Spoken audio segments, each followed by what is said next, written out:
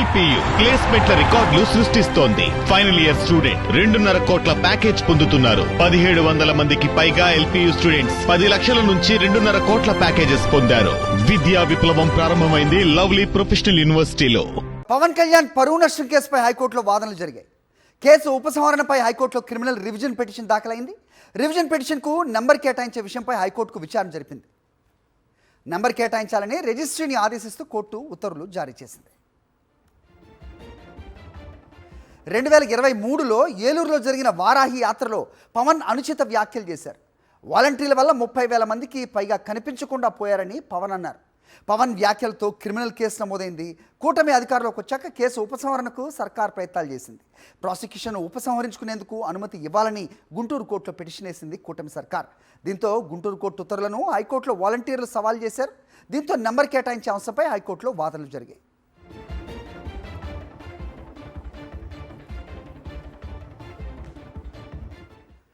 ఇదే అంశంపై అప్డేట్స్ మా కరెస్పాండెంట్ అశోక్ అడిగి తెలుసుకుందాం. అశోక్, చెప్పండి, ఉపసంహరణకు సర్కార్ చేసిన ప్రయత్నాలు బెడిసికొట్టాయనుకోవాలా? ఏం జరుగుతోంది? అప్డేట్ చెప్పండి.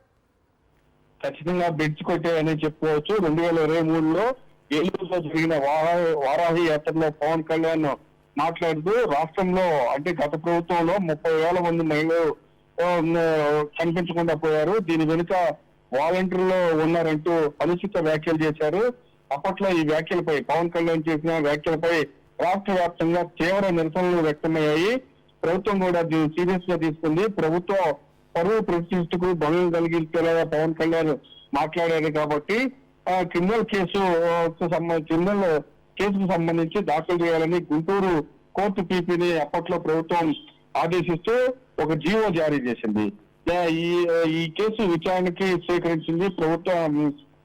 స్వీకరించి ఆయన పైన క్రిమినల్ కేసు దాఖలు చేయడం జరిగింది.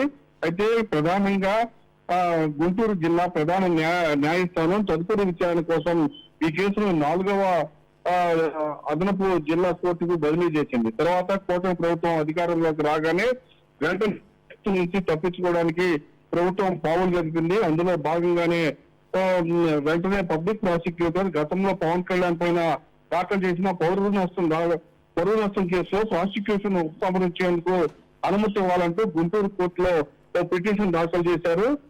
దీనికి గుంటూరు కోర్టు ప్రాసిక్యూషన్ ఉపసంహరిస్తూ గత ఏడాది నవంబర్ 18వ తేదీన ఉత్తర్వులు జారీ చేశారు. అయితే ఈ ఉత్తర్వులను సవాల్ చేస్తూ వాలంటీర్ కేసులలో మరొక మహిళ హైకోర్టులో క్రిమినల్ రివిజన్ పిటిషన్ దాఖలు చేశారు. ఈ పిటిషన్ పై హైకోర్టు రిజిస్ట్రీ అభ్యంతరం వ్యక్తం చేస్తూ నెంబర్ కేటాయించలేదు. దీనిపైన వాదనలు హైకోర్టులో జరిగాయి. హైకోర్టు ఖచ్చితంగా నెంబర్ కేటాయించాలంటూ రిజిస్టర్ ని ఆదేశాలు జారీ చేసింది. హరి. All right, Ashok.